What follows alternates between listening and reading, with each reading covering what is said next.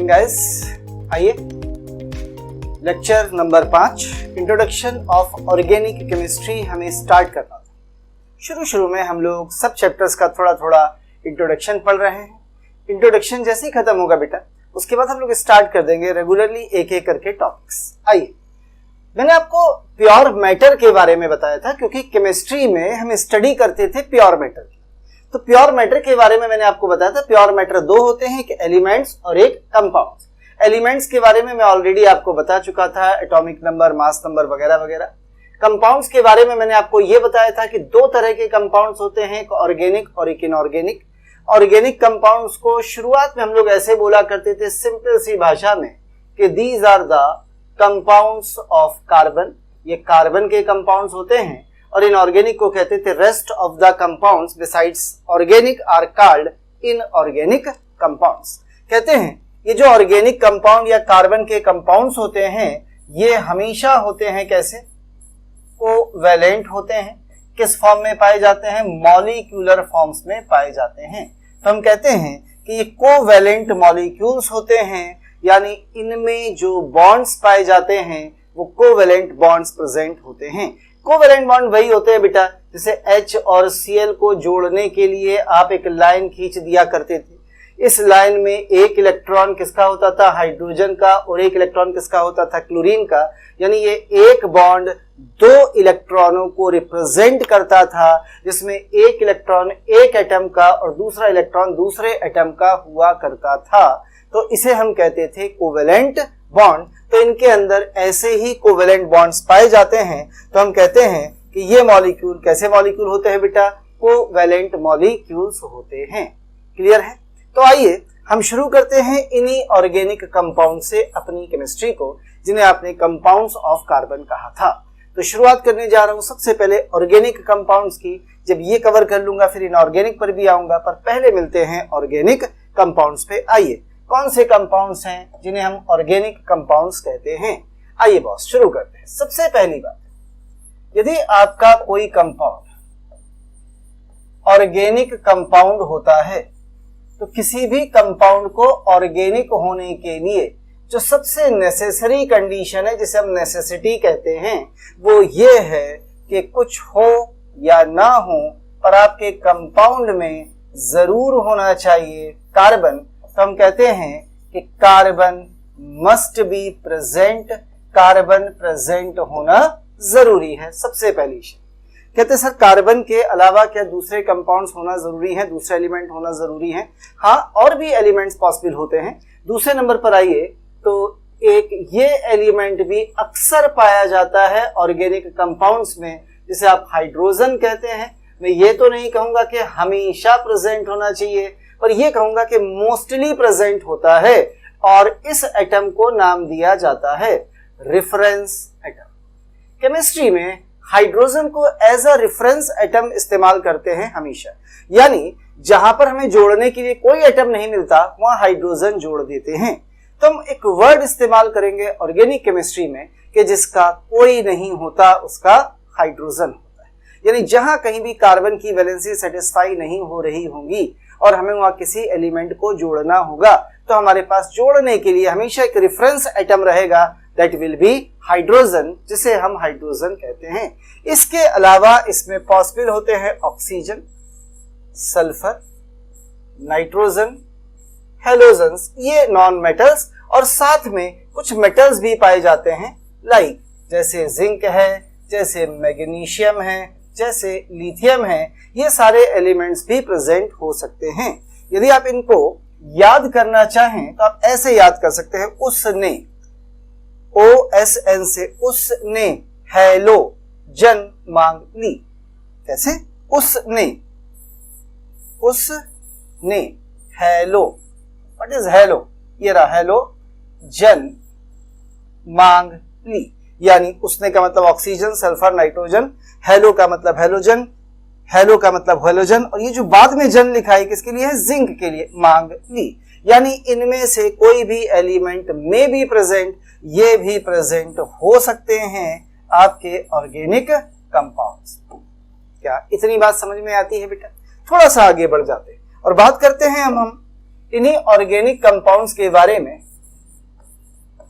कि इनकी physical states क्या है। फिजिकल स्टेट्स का मतलब ये फिजिकली कैसे अपीयर होते हैं। जब हम इन्हें देखते हैं तो ये गैस दिखते हैं, लिक्विड दिखते हैं या सॉलिड दिखते हैं, तो कहते हैं कि organic compound can exist in all physical states, यानी ये गैस भी होते हैं, यदि आप इन्हें देखें तो ये लिक्विड भी होते हैं, और यदि आप देखें तो ये सॉलिड्स भी हो सकते, यानी सब फेजेस में पाए जाते हैं। ये गैसेस भी होती हैं, ये लिक्विड भी होते हैं और ये सॉलिड्स भी होते हैं।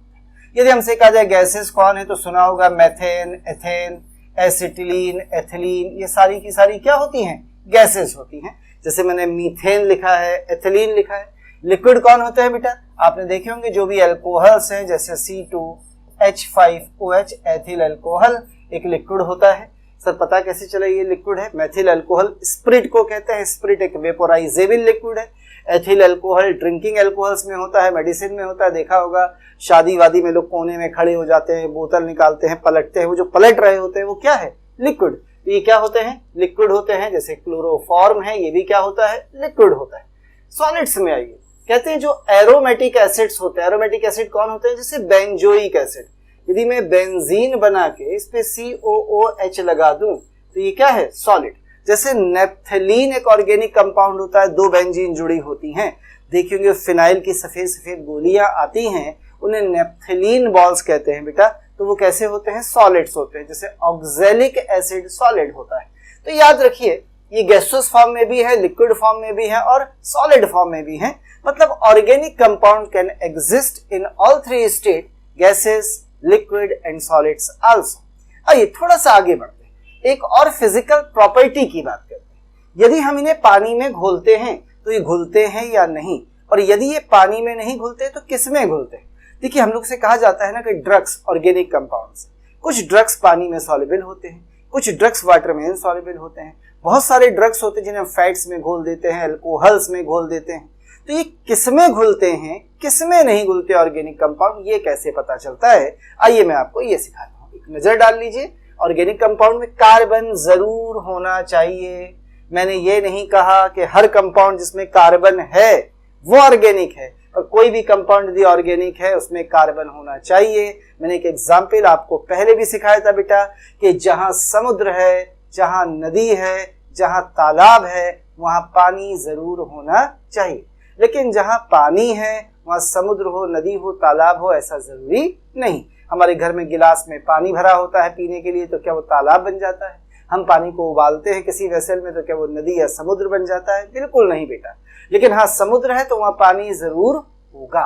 तो याद रखिए, जहां पानी है वो समुद्र हो जरूर नहीं है, लेकिन जहां समुद्र है वहां पानी जरूरी है। ऐसी जहां कार्बन है वो कंपाउंड ऑर्गेनिक हो जरूरी नहीं है, लेकिन यदि ऑर्गेनिक कंपाउंड है तो कार्बन जरूर होगा। देखिए एग्जाम्पल से समझाता हूं। जैसे CO2 एक इनऑर्गेनिक कंपाउंड है, इसमें कार्बन है। हाइड्रोजन साइनाइड एक इनऑर्गेनिक कंपाउंड है, इसमें HCN तीनों है, यानी ये ऑर्गेनिक कंपाउंड्स नहीं है, जबकि इसमें कार्बन है। सवाल उठता है सर कैसे पहचानेंगे कंपाउंड ऑर्गेनिक है या नहीं? इंतजार करिए, अभी तो हम इंट्रोड्यूस होने जा रहे हैं ऑर्गेनिक कंपाउंड से, पहचान करना भी सीखेंगे। चलिए आगे बढ़ जाते हैं। एक फिजिकल प्रॉपर्टी की मैं बात कर रहा था, और ये फिजिकल प्रॉपर्टी बता रहा था सॉल्युबिलिटी, यानी किसमें ये घुलते हैं और किसमें ये नहीं घुलते। याद रखिए हम बात कर रहे हैं किसकी, ऑर्गेनिक कंपाउंड्स की। तो आइए सॉल्युबिलिटी इसकी बात करते हैं। तो सबसे पहले बात करते हैं सॉल्युबिलिटी इन यूनिवर्सल सॉल्वेंट वाटर। कहते हैं मोस्टली ये वाटर में इनसॉल्युबल होते हैं, ज्यादातर। मोस्टली कैसे होते हैं, इनसॉल्युबल इन वाटर। लेकिन वो कहता है बट ऑर्गेनिक कंपाउंड, उसी का मतलब ऑर्गेनिक कंपाउंड इन विच, जिनमें हाइड्रोजन कौन H इज डायरेक्टली बॉन्डेड या directly bonded with phone. Phone तीन एलिमेंट है भैया, fluorine, oxygen, nitrogen. Fluorine, oxygen, nitrogen, इनमें से किसी से भी यदि हाइड्रोजन डायरेक्टली जुड़ी है तो organic compound is water soluble. कहते हैं in which hydrogen is directly bonded with FON, ये कैसे होते हैं? Water soluble. देखिए रीजन होता है, मैं लिख देता हूं, इट इज ड्यू टू, क्योंकि ये वाटर के साथ बना लेते हैं इंटरमॉलिक्यूलर हाइड्रोजन बॉन्डिंग। लेकिन अभी हम रीजन में बहुत ज्यादा नहीं जाएंगे, सीखेंगे केमिकल बॉन्डिंग में। अभी तो हम कंपाउंड पहचानेंगे। जैसे उसने आपसे क्वेश्चन पूछा है C2H5OH, बताइए ये पानी में घुलेगा या नहीं? तो बताइए कि इसमें HO से जुड़ा है तो ये पानी में सॉल्युबल होगा। उसने बोला कि कंपाउंड है आपके पास CH3NH2, बताइए कि ये पानी में घुलेगा? यस, N से हाइड्रोजन जुड़ा है, ये पानी में घुलेगा। उसने आपसे बोला बताइए CH3 single bond CH3 ethane, क्या ये पानी में घुलेगी? बिल्कुल नहीं घुलेगी, कार्बन से हाइड्रोजन जुड़े हैं, फोन इसमें मौजूद ही नहीं है। उसने आपसे कहा C2H5Br एथिल ब्रोमाइड, क्या ये पानी में घुलेगा? बिल्कुल नहीं घुलेगा बेटा, क्योंकि इसमें फोन से जुड़ा हाइड्रोजन नहीं है। उसने बोला क्लोरोफॉर्म, क्या पानी में घुलता है? आप कहेंगे इनमें से कोई भी पानी में डिसॉल्व नहीं होता, क्योंकि इनके पास फोन से जुड़ी हाइड्रोजन नहीं। दूसरी बात, ये जो ऑर्गेनिक कंपाउंड आप यहां पर लेते हैं, हमेशा याद रखिए ये छोटे ऑर्गेनिक कंपाउंड्स होने चाहिए, यानी स्मॉलर होने चाहिए, लो मॉलिक्यूलर मास के होने चाहिए। जैसे 2 कार्बन का एल्कोहल है, 3 कार्बन का, ये तो घुलता है। लेकिन यहीं पर यदि मैं C5H11OH कहूं, क्या ये पानी में घुलेगा? तो it is almost insoluble in water, ये लगभग पानी में इनसॉल्युबल होता है। यानी जो छोटे कंपाउंड्स होंगे बेटा, हम उन्हीं को बोलेंगे कि वो वाटर में सॉल्युबल हैं। अब यदि कल उसने आपसे क्वेश्चन पूछ लिया C6H5NH2, बताइए एनिलीन वाटर में सॉल्युबल है या इनसॉल्युबल? देखिए इतना बड़ा पार्ट है तो इसकी वाटर सॉल्युबिलिटी बहुत कम होगी, यानी बहुत लेस वाटर सॉल्युबल है, तो मैं ऑलमोस्ट इनसॉल्युबल कह सकता। क्या मेरी बात समझ में आई है? तो याद रखिए कि जो आपका मॉलिक्यूल होना चाहिए वो कैसा होना चाहिए? स्मॉल होना चाहिए। जो बड़े मॉलिक्यूल्स होते हैं वो वाटर में हमेशा कैसे हो जाते हैं? इनसॉल्युबल। ये तो बात रही इनकी वाटर सॉल्युबिलिटी, यानी सॉल्युबिलिटी इन वाटर की। यदि हम बात करें इसके अलावा, वाटर के अलावा हम बात करते हैं किसमें? In organic solvents. जो ऑर्गेनिक सॉल्वेंट होते हैं उसमें कैसे होते हैं? उसमें बेटा ये होते हैं soluble in organic solvents. Like, क्योंकि थ्योरी होती है लाइक डिसॉल्व लाइक, जो जैसा है वैसे को घोल लेता है। ऑर्गेनिक है तो ऑर्गेनिक को घोल लेगा। लाइक कौन होते हैं बेटा ऑर्गेनिक सॉल्वेंट? जैसे कार्बन टेट्राक्लोराइड होता है ऑर्गेनिक सॉल्वेंट। कौन होते हैं ऑर्गेनिक सॉल्वेंट? जैसे ईथर होता है ऑर्गेनिक सॉल्वेंट। कौन होता है ऑर्गेनिक सॉल्वेंट? जैसे बेंजीन होती है ऑर्गेनिक सॉल्वेंट। कौन होता है ऑर्गेनिक सॉल्वेंट? जैसे अल्कोहल होते हैं ऑर्गेनिक सॉल्वेंट। ये सारे ऑर्गेनिक सॉल्वेंट्स हैं, तो इनमें ऑर्गेनिक कंपाउंड आसानी से सॉल्युबल हो जाते हैं। क्या बात समझ में आती है? लेकिन वाटर में कुछ ही कंपाउंड घुलते हैं, और वाटर में कौन से कंपाउंड घुलते हैं इसके लिए मैंने आपको आइडिया दिया है, जिसमें फ्लोरीन, ऑक्सीजन, नाइट्रोजन से जुड़ी हाइड्रोजन प्रेजेंट होती है, या जो वाटर के साथ आसानी से हाइड्रोजन बॉन्ड बना सकते हैं। केवल वही कंपाउंड है पानी में घुलेंगे, बाकी ऑर्गेनिक कंपाउंड वाटर में कैसे हैं? ऑलमोस्ट इनसॉल्युबल होते। चलिए, ये तो बात थी सॉल्युबिलिटी की। आइए थोड़ा सा और आगे बढ़ जाते, एक नजर डाल लीजिए आप, थोड़ा सा और आगे बढ़ जाते हैं। इसी ऑर्गेनिक में कोशिश करते हैं पहचानने की कौन से कंपाउंड ऑर्गेनिक हैं। तो किसी कंपाउंड को ऑर्गेनिक होने के लिए सबसे जरूरी शर्त आपने रखी थी कि उसमें क्या होना चाहिए? कार्बन जरूर होना चाहिए। तो आइए थोड़ा सा हम लोग इस कार्बन के बारे में जान लेते हैं। इस कार्बन को ही थोड़ा सा पढ़ लेते हैं। इस कार्बन को सिंबलाइज किया जाता है C से। एटॉमिक नंबर होता है 6 और मास नंबर होता है 12। आप भूले नहीं होंगे, अभी कुछ दिन पहले हम ये सब पढ़ के आए हैं। जो नीचे लिखा जाता था वो Z होता था, जो ऊपर लिखा जाता था वो A होता था। इसे आप कहते थे मास नंबर। ये मास नंबर बराबर होता था न्यूट्रॉन प्लस प्रोटॉन्स के। जो नीचे लिखा होता था इसे आप कहते थे एटॉमिक नंबर, और जो एटॉमिक नंबर होता था ये बराबर होता था किसके, नंबर ऑफ इलेक्ट्रॉन्स, और क्योंकि न्यूट्रल है तो बराबर नंबर ऑफ प्रोटॉन्स के। कुछ याद है आपको बेटा? इसका मतलब यह है कि यदि कार्बन में मुझसे पूछा जाए कि इलेक्ट्रॉन्स बताइए कितने हैं तो आप कहेंगे 6, पूछा जाए प्रोटॉन्स बताइए कितने हैं तो आप कहेंगे 6, पूछा जाए न्यूट्रॉन्स बताइए कितने हैं तो न्यूट्रॉन कैसे निकालते थे, a माइनस जेड, यानी 12 में 6 घटाइए 6, तो 666, 6 इलेक्ट्रॉन, 6 प्रोटॉन, 6 न्यूट्रॉन्स ये प्रेजेंट होते हैं आपके कार्बन। क्लियर? यदि मैं कार्बन की बात पीरियोडिक टेबल में करूं तो कार्बन किस ग्रुप का होता है जरा बता दीजिए। कार्बन पाया जाता है ग्रुप नंबर इक्वल्स टू, कितना है कार्बन का ग्रुप नंबर 4, का सी जी सुन ले फुल, कार्बन सिलिकॉन जर्मेनियम, याद है आपको? तो किस ग्रुप में है, 4th ग्रुप में। यदि 4th ग्रुप में है तो मैंने आपको बताया था यही ग्रुप नंबर किसके बराबर होता है, इसके वैलेंस इलेक्ट्रॉन्स। और ये जो वैलेंस इलेक्ट्रॉन होते हैं केवल यही होते हैं जो वैलेंसी रिप्रेजेंट करने में कैपेबल होते हैं। इसीलिए हम कहते हैं कि कोवैलेंसी ऑफ कार्बन कितनी हो सकती है, मैक्सिमम 4 हो सकती है। यानी किसी भी कंपाउंड में कार्बन 4 से ज्यादा बॉन्ड्स नहीं बना सकता। ये कार्बन है, ये इसके 4 बॉन्ड्स आपके साथ। तो मैक्सिमम कोवैलेंसी या कोवैलेंसी ऑफ कार्बन कितनी हो सकती है बेटा, 4 हो सकती है। यानी कार्बन कितने बॉन्ड्स बना सकता है, 4 बॉन्ड्स बना सकता है, आपके सामने बने हैं। इन 4 बॉन्ड्स में किसी भी बॉन्ड्स पर आप चाहे तो कार्बन जोड़ सकते हैं, हाइड्रोजन जोड़ सकते हैं, नाइट्रोजन जोड़ सकते हैं, जो आपका मन करे जोड़ सकते हैं। तो जुड़ने के लिए कार्बन के पास कितने हाथ पैर है बेटा, 4 हाथ पैर मिला के होते हैं, जिनसे ये जुड़ सकता है दूसरे एलिमेंट्स के साथ या खुद के साथ। Is that clear? तो ये होती है कोवैलेंसी ऑफ कार्बन।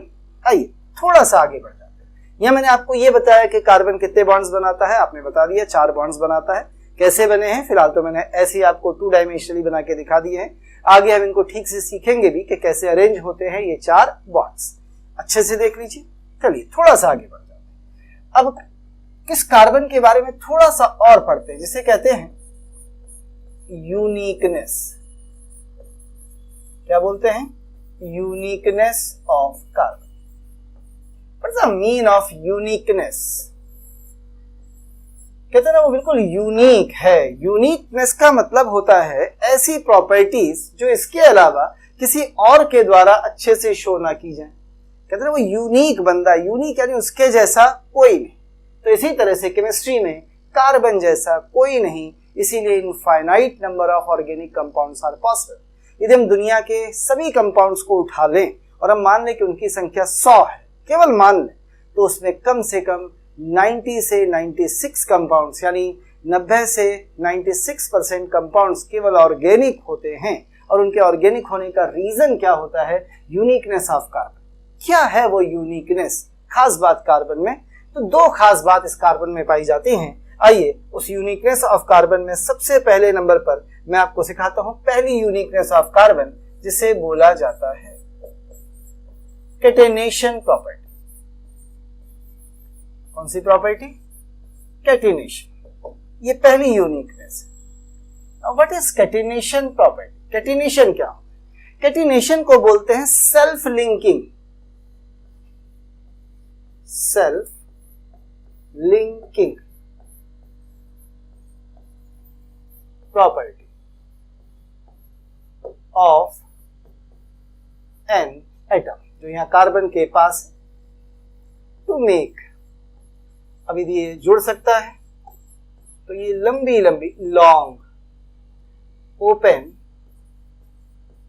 और क्लोज्ड चेन्स।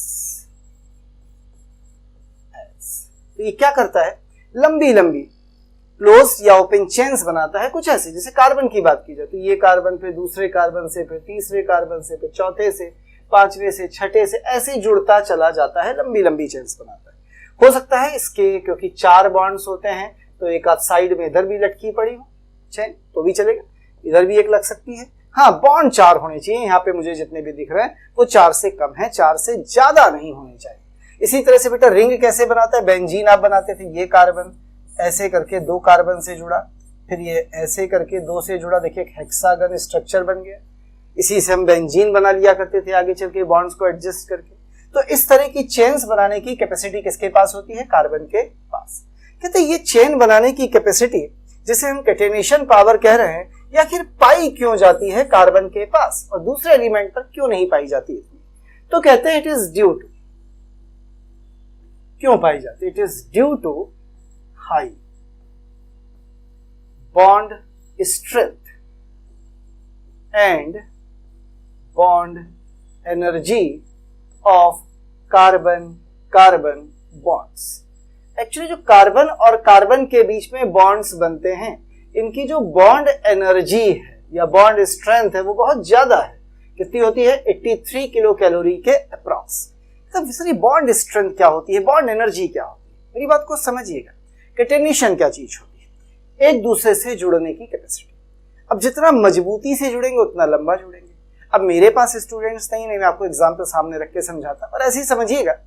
मान लीजिए बहुत सारे लोग हैं एक दूसरे के साथ ह्यूमन चेन बना रहे हैं पकड़ के। अब किसी ने उंगली पकड़ ली ऐसे करके, मैं ऐसे खड़ा हुआ, 2 लोगों ने मेरी उंगली पकड़ ली, झटका लगा तो ये उंगली फिसल गई। बोलो भाई ठीक है ना, वो अलग हो गए हम अलग हो गए। तो मजबूती से नहीं जुड़ पाए, प्रॉपरली नहीं ऐड हो पाए, चेन नहीं बना पाए, क्यों, अट्रैक्शन का।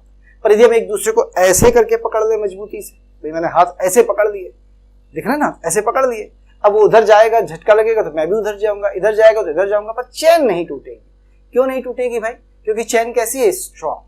तो बॉन्ड जो 2 एटम्स के बीच में बनता है, कार्बन कार्बन के बीच में, यदि वो बॉन्ड स्ट्रॉन्ग होता है तो ये चेन बनाता चला जाता है। इसी चेन बनाने की कैपेसिटी को बोलते हैं कैटेनेशन प्रॉपर्टी, जो सबसे ज्यादा किसी के पास पाई जाती है तो कार्बन के पास। और किस पे है इसके अलावा, अभी मिलाता हूं। तो क्या बोला मैंने, पहली यूनिकनेस कैटेनेशन प्रॉपर्टी है, यानी बहुत सारे कार्बन आपस में जुड़ सकते हैं और जुड़ के लंबी लंबी चेन बना सकते हैं कार्बन की, जो स्ट्रेट हो सकती है, ऐसे ब्रांच्ड हो सकती है, या इस तरह से साइक्लिक या क्लोज्ड या रिंग भी हो सकती है। और ये प्रॉपर्टी किस कारण है, high bond strength and high bond energy of carbon carbon bond के कारण। आइए थोड़ा सा आगे बढ़ जाते हैं। कहते हैं इसके अलावा सर ये कैटेनेशन पावर किसके पास है। देखिए सबसे ज्यादा तो मैंने आपको बताई दी है किसके पास है, कार्बन के बाद।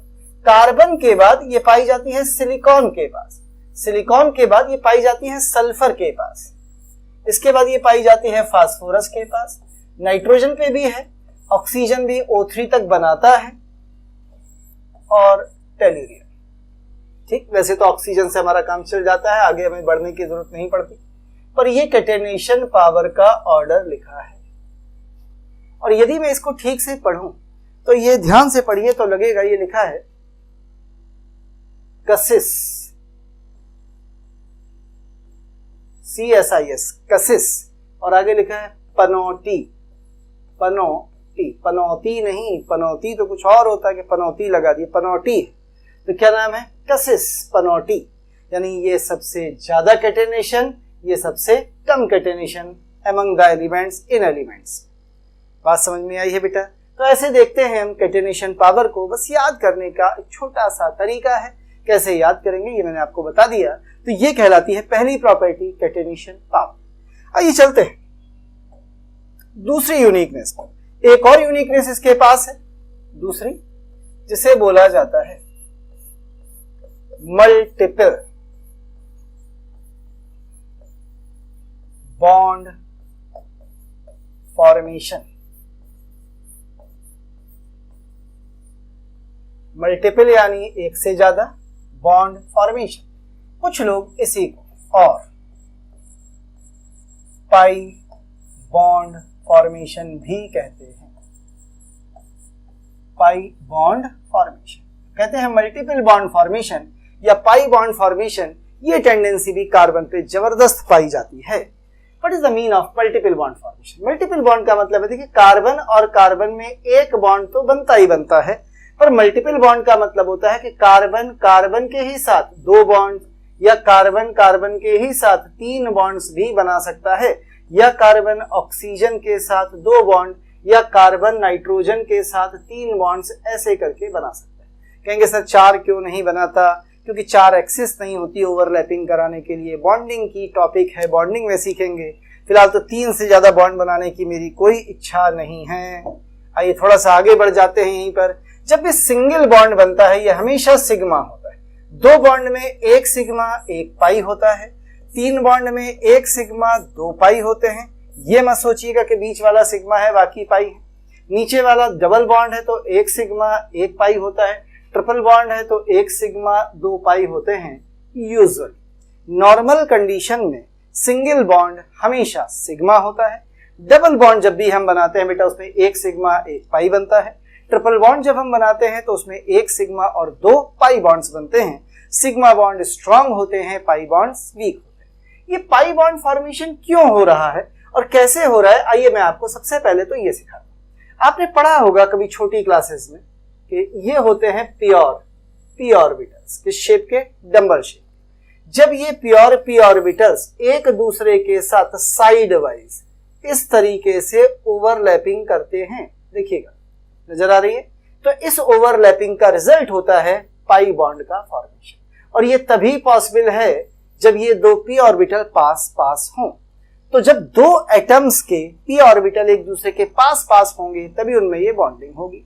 और ये तभी पॉसिबल है जब वो दोनों एटम्स पास पास, और वो तब पॉसिबल है जब उनके बीच जो बॉन्ड बना वो छोटा हो, वो एटम्स को पास पास ले आए। और छोटा बॉन्ड तब बनता है जब एटम्स के साइज छोटे हों। यदि साइज बड़े होंगे तो आपको दिक्कत होगी। आइए मैं आपको समझा देता हूं पी ऑर्बिटल होता कैसा है। एक्चुअली पी ऑर्बिटल होता है डंबल जैसा। देखिए ये है पी ऑर्बिटल का शेप, ये डंबल जैसा है, एक्सरसाइज नहीं करनी है, डंबल जैसा है। एक लोब ऊपर है एक नीचे, ये ऊपर वाला ये नीचे वाला, पड़ोस से एक और आएगा, इसको क्या कर जाएगा, ओवरलैप। यदि दोनों मिल गए, टकरा गए, ओवरलैप कर गए तो पाई बॉन्ड बन गए। नहीं कर पाए तो नहीं बना। ठीक है, तो ऐसे पाई बॉन्ड्स बनते हैं। तो पाई बॉन्ड बनने के लिए मैंने क्या बोला है, इन्हें पास होना चाहिए। पास होने का मतलब दोनों के बीच की डिस्टेंस कम होनी चाहिए। ये तब पॉसिबल है जब साइज कैसा हो, छोटा। आइए मैं आपको समझाता हूं इस बात को जो मैंने बोला कि साइज छोटा होना चाहिए कैसे। देखिए इसे हटा देता हूं बेटा। लेट अस सी, सपोज करिए वो कह रहे कार्बन का साइज छोटा है, ये कार्बन ऐसे पास पास होंगे यदि साइज छोटा है। अब देखिएगा ये कार्बन पे पी ऑर्बिटल, ये कार्बन पे, ये इस कार्बन का पी ऑर्बिटल, ये इस कार्बन का पी ऑर्बिटल पास पास थे तो दोनों में ओवरलैपिंग हो गई। अब यदि मैं कार्बन के नीचे सिलिकॉन ले लूं, ये रहा सिलिकॉन, तो सिलिकॉन का साइज बड़ा है तो सिलिकॉन दूर दूर है। यदि दूर दूर है तो ये सिलिकॉन का पी ऑर्बिटल, ये सिलिकॉन का पी ऑर्बिटल। अब बताइए ये पास पास है कि दूर दूर है, दूर दूर है, तो क्या ये इसमें ओवरलैप्स कर पाएंगे, नहीं। यदि ओवरलैप नहीं कर पाएंगे तो यहाँ पाई बॉन्ड नहीं बनेगा क्योंकि साइज कैसा है, बड़ा। यहाँ पाई बॉन्ड बनेगा क्योंकि साइज कैसा है, छोटा। तो जब इस वाले एटम का साइज छोटा होगा जो पाई बॉन्ड बना रहा है तो पाई बॉन्ड का फॉर्मेशन संभव होगा, और यदि इसका साइज बड़ा होगा तो पाई बॉन्ड का फॉर्मेशन पॉसिबल नहीं होगा। आइए इसे समझने के लिए मैं आपको एक फिगर दिखाता हूं, शायद उससे आपको और थोड़ा सा क्लियर हो। देखिएगा, लुक हियर, ये ब्लू और ये येलो नजर आ रहा है, ये 2 डंबल के छोर हैं। ये बीच में जो फुटबॉल जैसी बॉल है ये कार्बन से। तो जरा देखिए यदि कार्बन छोटे छोटे मिल गए हैं, बॉन्ड बना रहे हैं, तो ये ऊपर के ऑर्बिटल्स मिल रहे हैं कि नहीं मिल रहे, मिल रहे हैं ना बेटा, यानी इनमें ओवरलैपिंग हो रही है तो पाई बॉन्ड बन रहा है। यदि मैं इन बॉल को बड़ा कर दूं जो बीच में, मैंने कार्बन से बड़ा आइटम सिलिकॉन ले लिया, सपोज करिए, देखिए ये रहा मेरे पास, ये कार्बन है ये सिलिकॉन है, दोनों का डिफरेंस देखिएगा बेटा, जस्ट लुक हियर। अब बताइए ये 2 बड़ी बॉल्स दिख रही हैं, बड़े आइटम्स, तो जी ये तो दोनों बॉन्डेड है, जुड़े हैं, और ये पी ऑर्बिटल से जो ऊपर दिख रहे हैं नीले और पीले, वो घुमा देता हूं लोग, क्या इनकी ओवरलैपिंग पॉसिबल है कि ये इसमें घुस के मिल जाए, नहीं। क्यों, क्योंकि इनके साइज बड़े। तो जब एटम के साइज बड़े होते हैं तो उनमें ये ऑर्बिटल साइड से ओवरलैप नहीं कर पाते, और जब इनकी ओवरलैपिंग नहीं होगी तो बॉन्ड नहीं बनेगा, कौन सा, पाई। यानी पाई बॉन्ड बनने के लिए जरूरी है कि जो एटम पाई बॉन्ड बना रहे हैं उनके साइज स्मॉल होने चाहिए। इसीलिए कार्बन बनाता है, ऑक्सीजन बनाता है, लेकिन कार्बन के नीचे वाले एलिमेंट इस बॉन्ड को इसलिए नहीं बनाते क्योंकि उनका साइज कैसा है, बड़ा है। जैसे एग्जांपल समझिएगा, देखिए कार्बन को यदि ऑक्सीजन के साथ जोड़ के CO2 बनाई जाए तो ऐसे बनती है। दोनों छोटे एटम्स है तो यहां बॉन्ड बन गया, पर यदि मैं कार्बन की जगह SI ले लूं तो याद रखिए इसके और इसके बीच डबल बॉन्ड नहीं होता। SiO2 में हमसे कहा जाए, पूछा जाए SiO2 और CO2 का स्ट्रक्चर एक जैसा है? नहीं। सिलिकॉन ऑक्सीजन के साथ सिंगल बॉन्ड बनाएगा, ढेर सारे नहीं। SiO2 उसमें बहुत सारे Si और बहुत सारे ऑक्सीजन जुड़े होते हैं इस तरीके से, पर CO2 ऐसे जुड़ता है क्योंकि कार्बन कैसा है? छोटा है, ये पाई बॉन्ड बना सकता है। सिलिकॉन बड़ा है, ये सिंगल यानी सिग्मा तो बना सकता है, पर ये डबल बॉन्ड यानी पाई बॉन्ड नहीं बना सकता।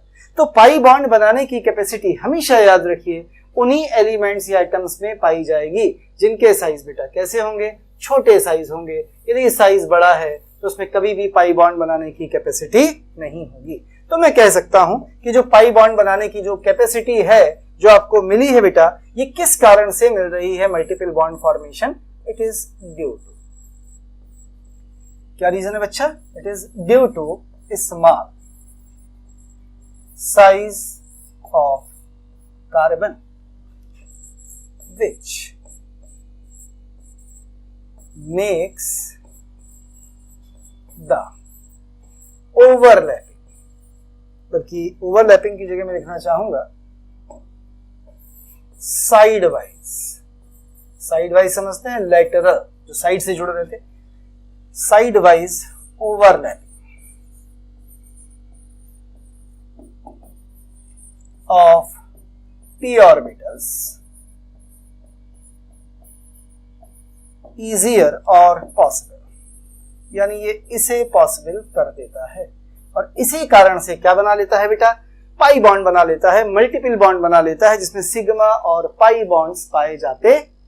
तो याद रखिए 2 बॉन्ड 3 बॉन्ड एक दूसरे के साथ केवल वही एटम्स बना सकते हैं जिनके साइजेस कैसे होंगे? छोटे होंगे। तो due to small size of carbon ये बॉन्ड बनाने की कैपेसिटी है जिसमें p ऑर्बिटल्स की क्या होती है? साइड वाइज ओवरलैपिंग्स होती हैं, उससे बनते हैं पाई बॉन्ड्स। क्लियर है बेटा? आइए थोड़ा सा आगे बढ़ जाते हैं।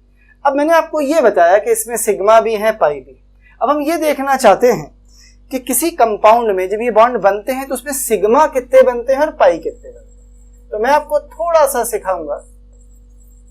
सबसे पहले calculation of sigma and pi bonds.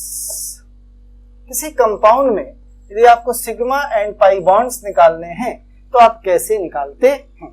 आइए सीखने की जरा कोशिश करते हैं। वैसे इसका एक डायरेक्ट फार्मूला है, पर फार्मूले तक 2 मिनट में पहुंचाऊंगा। बताइए कितना कार्बन है? 1। जैसे ये दूसरे कार्बन से जुड़ेगा तो 1 बॉन्ड बनाए, 2 बनाए, चाहे 3 बनाए, पर सिग्मा बॉन्ड केवल 1 बनेगा। क्या आप सहमत हैं? यानी 2 एटम्स के बीच में सिग्मा कितना होता है? 1। यदि मैं इन एटम्स को 3 कर दूं तो बताइए कितने सिग्मा? 2। यदि मैं इन्हें 4 कर दूं तो कितने सिग्मा? 3। यदि मैं इन्हें 5 कर दूं तो कितने सिग्मा? 4। यदि मैं इन्हें 6 कर दूं तो कितने सिग्मा? 5। इसका मतलब यह हुए कि यदि मुझसे पूछा जाए कि नंबर ऑफ सिग्मा बॉन्ड बताइए कितने हैं, तब सिंपली बोलेंगे नंबर ऑफ एटम्स देख लीजिए और उसमें से 1 कम कर दीजिए, लीजिए आपको मिल गए नंबर ऑफ सिग्मा बॉन्ड्स। क्या बात समझ में आई है? क्या ये कंपाउंड ओपन है? ओपन का मतलब होता है जिसके 2 एंड्स हो। देखो एक एंड ये रहा, इधर से घूम के एक एंड ये रहा, खत्म हो गया। इसका मतलब ये फॉर्मूला जो लिखा है नंबर ऑफ सिग्मा बॉन्ड का, ये ओपन चेन के लिए होता है। लेकिन सर यदि उसमें साइकिल या रिंग बन गई तो समझिए। अब देखिएगा कितने आइटम से? 6। कितने बॉन्ड है? 5। अब मैं कोई छेड़छाड़ नहीं करो, ध्यान से देखिए मैं करने क्या जा रहा हूं। मैं केवल इतना सा काम करने जा रहा हूं। Just look here, C and C, ये ओपन चेन था। 5 बॉन्ड 6 एटम। अब मैं बॉन्ड नहीं बना रहा हूं, सॉरी एटम नहीं बना रहा हूं, बल्कि इनके बीच में बॉन्ड ऐसे बना देता हूं। कितने बॉन्ड हो गए? 6। पर ध्यान से देखिए कंपाउंड कैसा हो गया? साइक्लिक। कितनी रिंग है? 1। इसका मतलब प्लस 1 बॉन्ड बढ़ गया क्योंकि एक रिंग आ गई, तो मैंने दिया N। N क्या है? Number of rings. फिर से देखिएगा 1 बॉन्ड और बनाया, कितनी रिंग हो गई? 2। एक रिंग ये, एक ही रिंग ये, तो यहाँ N की वैल्यू कितनी हो गई? 2। 2 बॉन्ड बढ़ाए, एक आपने ये वाला सिग्मा बढ़ाया, एक ये वाला सिग्मा बढ़ाया। तो जितनी रिंग बढ़ती जाएंगी उतने इसमें ऐड करते चले जाइए, तो हमें फॉर्मूला मिलेगा नंबर ऑफ सिग्मा बॉन्ड बराबर number of atoms minus 1 plus N जहां n का मतलब होगा नंबर ऑफ रिंग्स। क्या आपके कंपाउंड में कितनी रिंग है? सवाल है सर क्या ये रिंग हमें पता होंगी कंपाउंड में कितनी है? Generally yes. कैसे पता होती है ये भी मैं आपको सिखाता हूँ। क्या इतनी आपको बेटा बात समझ में आई है मैंने कैसे बना के दिखाया है? आइए तो सिग्मा बॉन्ड का कैलकुलेशन सीखते हैं by the help of this formula. इस फार्मूले की मदद से तो जो मैंने फार्मूला लिखा है मैं उसे दोबारा से लिखना चाहूंगा।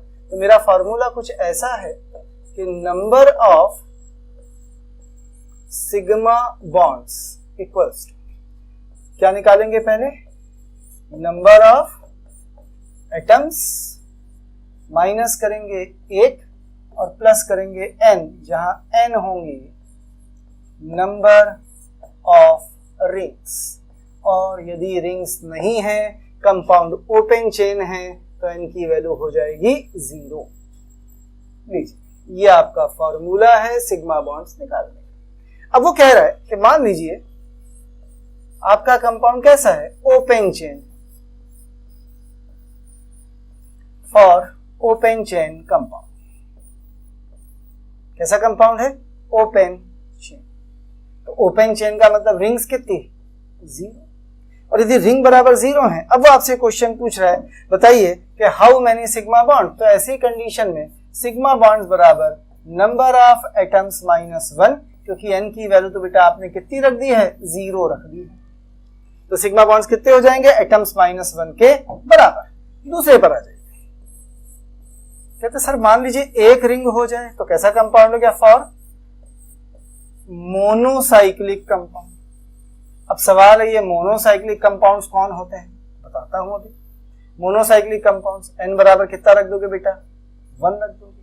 मोनोसाइक्लिक का मतलब जिसमें एक रिंग हो, जैसे बेंजीन और बेंजीन के जितने भी डेरिवेटिव्स आपने पढ़े हैं वो सारे के सारे डेरिवेटिव्स मोनोसाइक्लिक होते हैं। फिनॉल है, बेंजीन है, टॉलुइन है, बेंजिल्डिहाइड है। तो ऐसी कंडीशन में n की वैल्यू 1 रखेंगे तो सिग्मा बराबर हो जाएगा number of atoms minus 1 plus 1 plus 1 minus 1 खत्म हो गए तो सिग्मा बॉन्ड बराबर आ जाएंगे नंबर ऑफ एटम्स यानी 1। क्लियर है बेटा इतनी बात? आइए थोड़ा सा फिर आगे बढ़ जाते हैं। अब मान लीजिए वो आपसे क्वेश्चन कह रहा है कि आपका कंपाउंड बाईसाइक्लिक हो गया। आज तक हमारे एग्जाम में बाईसाइक्लिक का क्वेश्चन नहीं पूछा गया है, उम्मीद भी नहीं है कि कभी पूछा जाएगा, पर मैं लिख देता। तो बाईसाइक्लिक के लिए n बराबर कितना हो गया, 2। यदि आपने n बराबर बेटा यहाँ 2 रख दिया है तो जरा बताइए यहाँ n बराबर 2 रखेंगे तो आपका फॉर्मूला बनेगा sigma bond equals to number of atoms minus 1 plus 2, यानी आपको मिल जाएगा प्लस 1। तो सिग्मा बॉन्ड बराबर आ गए a प्लस 1। क्लियर है? इसी तरह से मान लीजिए कल कोई ट्राईसाइक्लिक कंपाउंड दे दिया जाए। कहते हैं सर जब बाईसाइक्लिक नहीं देते हैं तो क्या ट्राईसाइक्लिक पूछेंगे? भाई कभी पूछा नहीं गया, लेकिन कुछ इनऑर्गेनिक बड़े कॉमन से मॉलिक्यूल्स होते हैं जो ट्राईसाइक्लिक होते हैं। तो इसमें n बराबर आप कितना रखना पसंद करेंगे? इसमें हम पसंद करेंगे n बराबर 3 रखना, और ऐसी कंडीशन में सिग्मा बॉन्ड बराबर होंगे a प्लस 2, क्योंकि आपने बेटा n की वैल्यू 3 रखी है। क्या समझ में आया है?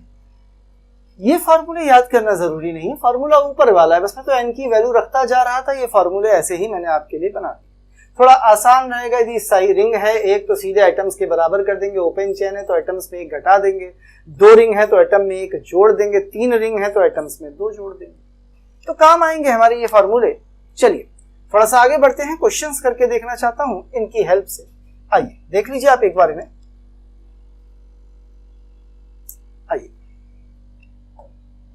जैसे उसने आपसे क्वेश्चन पूछा है, बिल्कुल सिंपल आसान सा क्वेश्चन है। कह रहा है C4H9O C5H11 butyl pentyl ether नाम है इसका। कह रहे बताइए how many sigma bonds are there. तो स्ट्रक्चर नहीं बनाइए आप, केवल एटम गिनिए कितने हैं, 4 और 9 13, एक 14 और 5 14 प्लस 5 19 और 11 30। कितने एटम्स हैं, 30। एक कम किया कितने आ गया, 29 सिग्मा बॉन्ड्स। खत्म, आसान सा है। जैसे उसने फिर से क्वेश्चन देखिएगा, उसने पूछा है सपोज करिए C8H18। How many sigma bonds? कुछ मत करिए, 8 और 18 जोड़ दीजिए, कितने हो गए? 26। एक कम कर दीजिए, 25 सिग्मा बॉन्ड्स। उसने बोला C6N4। How many sigma bond? 6 और 4 10 माइनस 1 बराबर 9 सिग्मा बॉन्ड्स। सवाल है सर आपको ये कैसे पता चला इनमें रिंग्स नहीं? ये मैं आपको सिखाऊंगा। अब मान लीजिए रिंग वाला कोई कंपाउंड है, उसने कहा बेंजीन। क्या बोला है? बेंजीन। क्या फॉर्मूला है बेटा? C6H6 ऐसे लिखते हैं। बताइए बेंजीन में क्या रिंग होती है? बिल्कुल होती है भाई, ये है। देखिए 6 कार्बन की ऐसे रिंग बनती है और अल्टरनेट डबल बॉन्ड होते हैं, हम गोला खींच देते, याद है ना? एक रिंग है इसके अंदर, पक्का? तो बताइए n बराबर कितना? 1। यदि n बराबर 1 है तो यहां सिग्मा बॉन्ड कितने? नंबर ऑफ एटम्स -1 + 1, यानी सिंपल सी बात, जितने एटम्स उतने सिग्मा बॉन्ड्स। तो आंसर हो गया how many sigma bonds are there? 12 sigma bonds are there. Clear है बेटा? पक्का? देख लीजिए, डाउट हो। आइए एक दो क्वेश्चन और करता हूं, फिर मैं थोड़ा पानी पीऊंगा। आइए देखते। जैसे उसने बोला how many sigma bonds are present in tri ethyl benzene. अब देखिए ये क्वेश्चन अच्छा है, थोड़ा कॉम्प्लिकेटेड सा भी लग रहा है देखने में। जैसे ट्राई एथिल बेंजीन है, बताइए कितने सिग्मा बॉन्ड्स होंगे? तो इसको कैसे करेंगे पहले तो ये समझिए। What is benzene? C6H6। आपको कुछ भी यदि इसमें लगाना है जैसे एथिल, तो आपको हाइड्रोजन हटाने पड़ेंगे। कितने? 3 हटा दिए, और 3 हाइड्रोजन हटा दिए तो कितने बचे? C6H3। और 3 आपने क्या जोड़ दिए? प्लस 3 जोड़ दिए एथिल यानी C2H5। तो क्या मैं जोड़ दूं C2H5 को 3 बार, यानी होल थ्राइस। क्लियर है बेटा बात?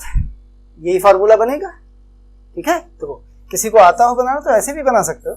उसने बेंजीन बनाई ऐसे करके, यही बेंजीन है, और 3 एथिल कहीं पर भी लगा दो। एक एथिल यहां लगा दो, एक मान लो यहां लगा दो, एक मान लो यहां लगा दो, जहां मन करे वहां लगाओ, जरूरी नहीं जहां मैंने लगा, कहीं भी 3 एथिल लगा दो।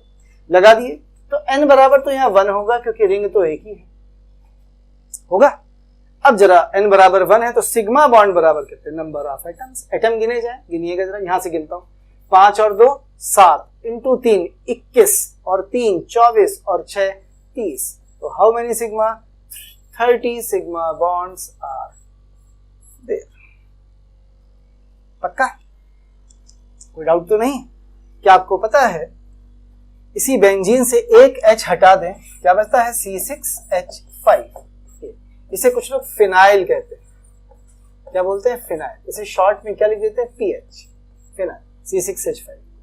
क्वेश्चन यदि मैं आपसे पूछूं तो क्या आप मुझे जवाब देंगे? पहले आप एक नजर डाल लीजिए, फिर मैं आगे बढ़ूंगा। चलिए देखिएगा, क्वेश्चन है, बताइए ट्राई फिनाइल बेंजीन, इसमें कितने सिग्मा बॉन्ड्स? मैं आपके लिए फॉर्मूला बना देता हूं। ये रही आपकी बेंजीन, और 3 फिनाइल लगा दिए, एक यहां लगा देता हूं C6H5, एक यहां लगा देता हूं C6H5, और एक यहां लगा देता हूं C6H5। क्वेश्चन है इसमें कितने सिग्मा बॉन्ड्स होंगे?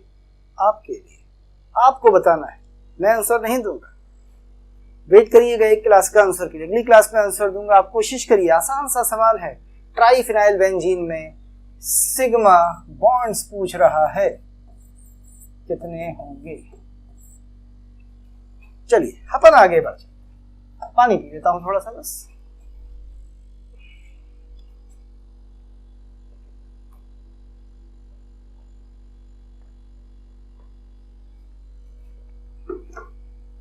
आइए बेटा, कहते हैं मान लीजिए सर कभी हमें ये कंपाउंड दिया हो, सिग्मा बॉन्ड दिया हो, तो क्या हम रिंग निकाल सकते हैं? कोशिश करते हैं। क्या कह रहा है, ध्यान से सुनिए।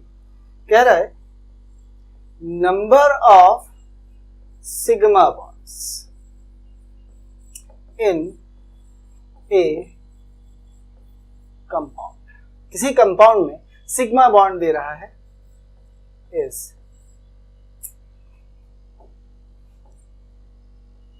कितने हैं 12, या आर लिख दो इसकी जगह ज्यादा बेहतर होगा, आर 12। कंपाउंड का फॉर्मूला दे रहा है आपको C6H6, कह रहा है बताइए number of rings in the compound, इस कंपाउंड में कितनी रिंग होगी। आसान सा सवाल है, कैसे निकालेंगे। देखिए आपका फॉर्मूला क्या था, नंबर ऑफ सिग्मा बॉन्ड्स कितने दिए हैं 12, बराबर नंबर ऑफ एटम्स 6 और 6 12, सही है, माइनस 1 प्लस n यानी नंबर ऑफ रिंग्स, n निकाल दीजिए कितनी आएंगी जरा बताइए।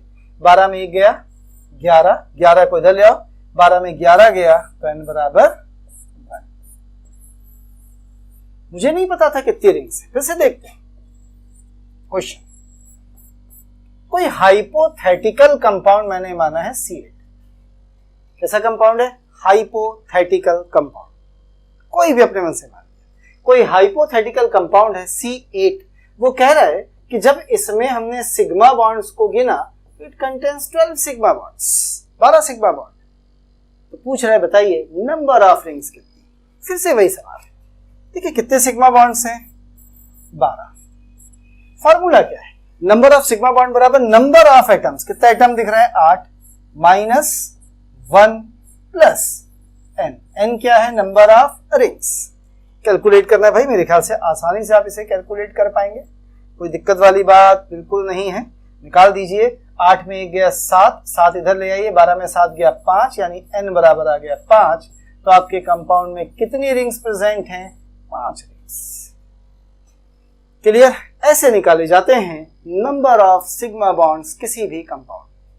अब देखिएगा ये तो बॉन्ड्स निकाले, यदि वो क्वेश्चन पूछ ले आपसे कभी कि सिग्मा इलेक्ट्रॉन्स कितने होंगे, नंबर ऑफ सिग्मा इलेक्ट्रॉन्स बताइए, तो हमेशा याद रखिए एक बॉन्ड में कितने इलेक्ट्रॉन थे 2, तो हमेशा याद रखिए इसे निकालने के लिए 2 into number of sigma bonds, यानी जितने सिग्मा बॉन्ड्स थे उसका क्या कर दीजिए दुगना कर दीजिए, तो आपको सिग्मा इलेक्ट्रॉन या सिग्मा बॉन्डेड इलेक्ट्रॉन या सिग्मा बॉन्ड इलेक्ट्रॉन्स मिल जाएंगे। जैसे यदि कल हमसे वो क्वेश्चन पूछता कि बताइए C3H8 में कितने सिग्मा इलेक्ट्रॉन्स हैं, तो सिग्मा बॉन्ड निकालिए, 8 और 3 11 में 1 कम किया 10 sigma bonds, number of atoms minus, और इसका दुगना कर दीजिए 2 से मल्टीप्लाई कर दीजिए तो 20 सिग्मा इलेक्ट्रॉन्स होंगे कंपाउंड्स में। ऐसे निकाले जाते हैं नंबर ऑफ सिग्मा बॉन्ड्स। आइए सिग्मा बॉन्ड के बाद बिल्कुल इसी तरह से हम निकालना सीखेंगे किन्हें, नंबर ऑफ पाई बॉन्ड्स, कि किसी कंपाउंड में यदि नंबर ऑफ पाई बॉन्ड्स निकालने हों तो हम कैसे निकालते, पर आज नहीं, इन्हें हम सीखेंगे अगली क्लास में। अगली क्लास आपको अब कंटिन्यू मिलेंगी, 2 क्लासेस बल्कि 3 क्लासेस लगातार मिल जाएंगी आपको कंटिन्यू इसकी। उसके बाद बेटा ट्यूसडे से नेक्स्ट हमारे अपने ऐप पे क्लासेस स्टार्ट हो जाएंगी मोस्ट प्रोबेबल, तो मैं आपको क्लासेस शुरू में परमिट करूंगा, उसके बाद आपको एडमिशन लेना पड़ेगा, तभी आपको उस पर ऐप पे क्लासेस देखने को मिलेंगी। और जब तक आपके लिए ऐप अवेलेबल नहीं है तब तक आप YouTube पे क्लासेस को कंटिन्यूअसली ऐसे ही देख सकते हैं। चलिए आज हम केवल यहाँ तक रखेंगे, बाकी अगली क्लास में कराएंगे। थैंक यू, धन्यवाद, शुक्रिया।